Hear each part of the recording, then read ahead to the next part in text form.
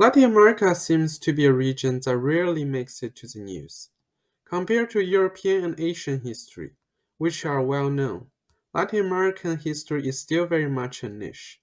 But countless fascinating stories have taken place in this region too. Next, I will take you on a short tour of the history of Latin America in a series of videos, and this is the first episode. Of course, a region with 33 countries, each with its unique history and culture. It is impossible to explain its history in detail in just a few videos. Therefore, this series of videos will divide the history of Latin America into several broad time periods, and I will be talking more about historical trends and contexts and less about specific events. Latin America refers to the countries of the Americas, where their official languages belong to one of the Latin languages. Latin America, in a narrow sense, refers to the former colonies of Spain and Portugal in the Americas. These countries were culturally and linguistically heavily influenced by the Iberian Peninsula. Because these countries' cultures and histories were so interrelated, the word Latin America was invented to conclude them. Therefore, Latin America is a cultural concept, not a geographical one like the word South America.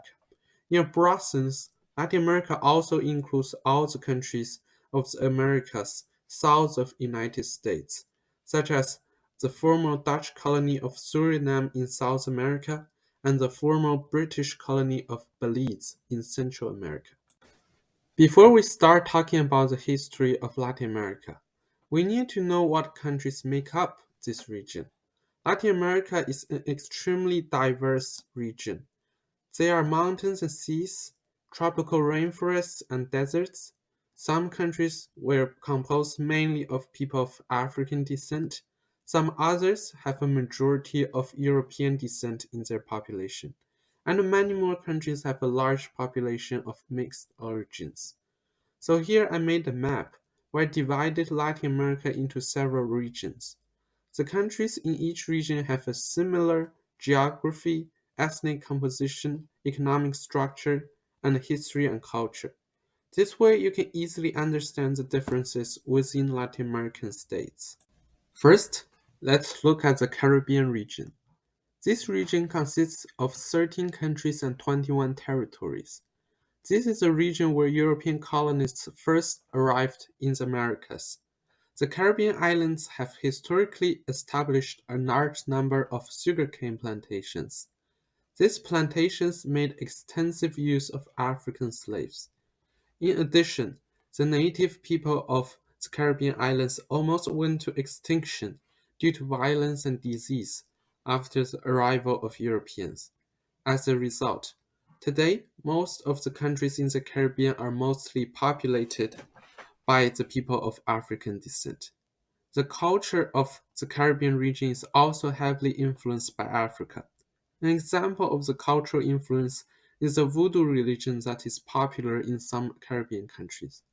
Voodoo is originally a native religion in West Africa and spread across the Atlantic to the Caribbean Sea with the Atlantic slave trade. Today, the Caribbean is known for its tourism industry, with many countries having a GDP per capita of over 10,000 US dollar. There are a staggering 15 high-income countries and territories in the Caribbean islands. Therefore, the Caribbean is also a relatively affluent region in Latin America. Then here is Mexico and Central America. Many of countries in this region had glorious cultures and histories in the pre-colonial era. The Mayan, the Teotihuacan, and the Aztec civilizations all existed in this region. The region was densely populated in pre-Columbian times due to the formation of agricultural societies before the arrival of Europeans. Therefore, except for Costa Rica and Panama, a majority of the region's population was Native American or mestizos, which means people with mixed indigenous and European heritage. When the Spanish ruled the region, they forced the locals to work on large plantations or in the silver mines. The Spanish colonizers also introduced Catholicism to the region. Historically, Mexico's cultural influence is almost second to none in Latin America. Mexican and Mesoamerican culture is a perfect combination of Europe and the Americas. Because of its cultural prominence, Mexico has long had a sense of superiority in Latin America. Historically, Mexicans even considered Mexico to be the Roman Empire of the New World. Historically, Mexico City was also at the heart of the Spanish colonial empire. Even though today, Mexico faces some challenges with public security, its economy is still relatively developed in Latin America. Most Central American states, however, suffered both high crime rates and poor economic development, which is why these countries are recently experiencing immigration waves. Costa Rica and Panama, the two southernmost Central American countries, are the exceptions in Mesoamerica. Costa Rica has historically been sparsely populated and has never been influenced by the ancient civilizations of Central America. Since the 19th century, it has seen an influx of European immigrants, which changes the demographic of the country significantly. Its economy has developed very well in modern times, making it one of the wealthiest countries in Latin America. Panama, on the other hand, was historically a part of Colombia. It was later separated from Colombia when United States tried to construct the Panama Canal. Today, Panama has also become a wealthy nation thanks to the Panama Canal and the nation's tourism and financial industries. Next is the Gran Colombia region. This region mainly includes the two countries of Colombia and Venezuela. Ecuador should have been included in this region, but its ethnic composition and history are closer to the Andean region, so it was not included. In the Gran Colombia region, the coastal areas have historically established many large plantations similar to the Caribbean region. Therefore, the coastal region has a large population of African descent, while the mountain interior is populated mostly by indigenous people and various mixed-race population. The region has also received many European immigrants throughout its history. The Gran Colombia region is therefore very ethnically diverse. For this region, both Colombia and Venezuela are also frequent winners of various beauty contests. Next is the Andes region. The region gets its name due to the Andean mountain range. The Andes region includes Peru, Bolivia, and Ecuador. All three of these countries were part of the Inca Empire.